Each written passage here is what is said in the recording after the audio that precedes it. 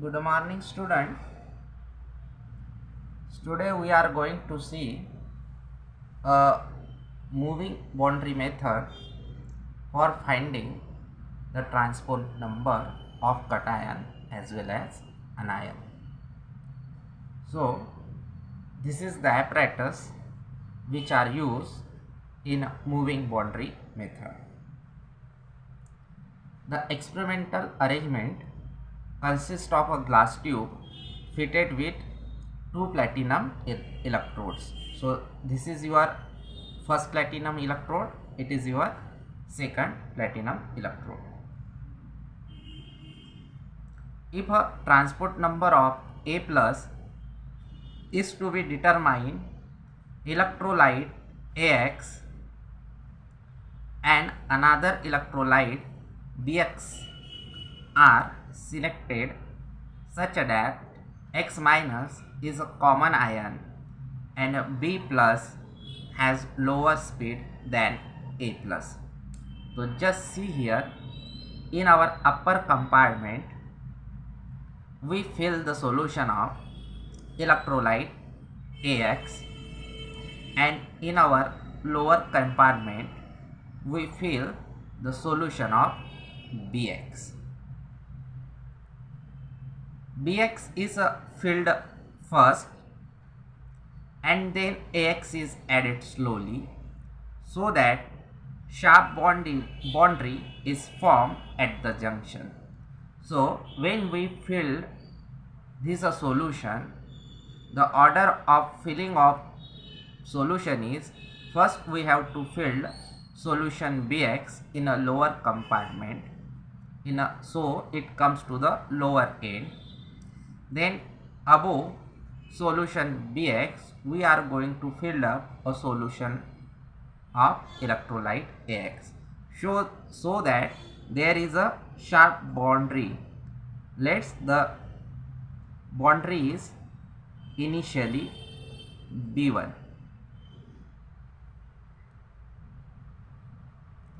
BX is called as indicator solution. For example, in order to determine transport number of potassium plus, KCl and LiCl are used because Cl minus is the common ion and Li plus has lower speed than potassium plus. A silver or copper voltmeter or a simple ammeter is placed in a series with the tube in order to determine total electricity passed through the cell. A steady current is passed through the solution for about 5 to 6 hours. The shift in the boundary is recorded. Let the boundary moves from B1 to B2 through the distance L. So before passing the current, your solution of electrolyte AX and BX joined at boundary B1. After passing a current for 5 to 6 hours, this boundary is shifted from B1 to B2. That shift in the boundary, let it be a L centimeter.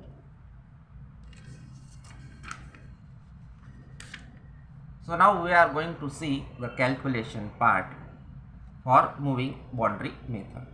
Let the distance of movement of boundary is L meter. Area of cross section is A meter square. So volume of electrolyte swept is equal to length multiplied by area. So L multiplied by A meter cube.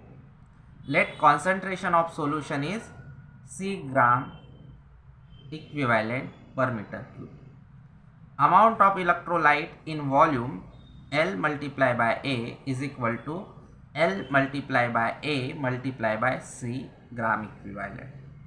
1 gram equivalent electrolyte requires 96,500 coulombs of electricity.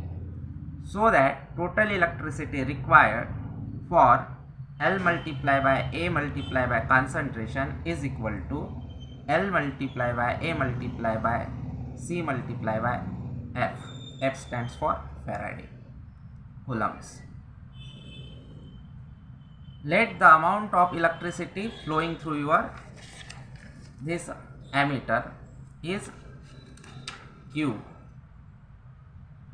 So transport number for cation is equal to this factor divided by Q.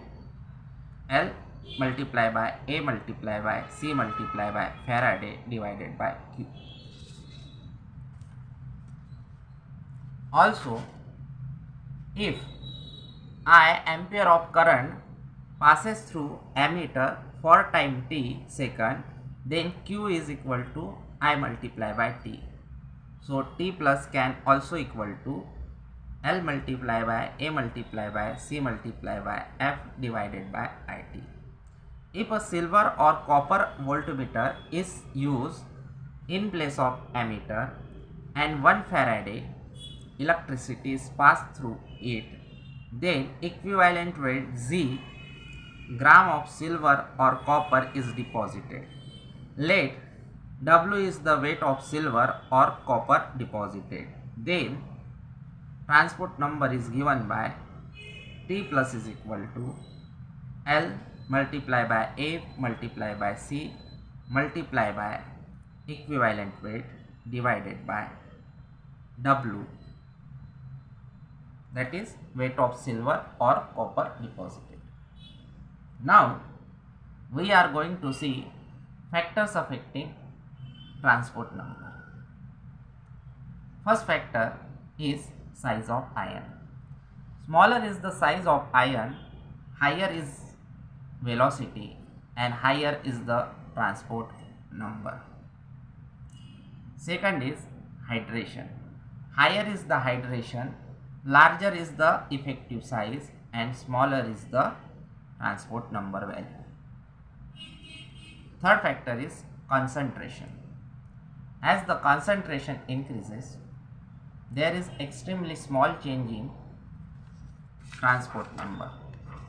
However, if the change in concentration changes composition by association, dissociation or complex formation phenomena, there is large change in a transport number.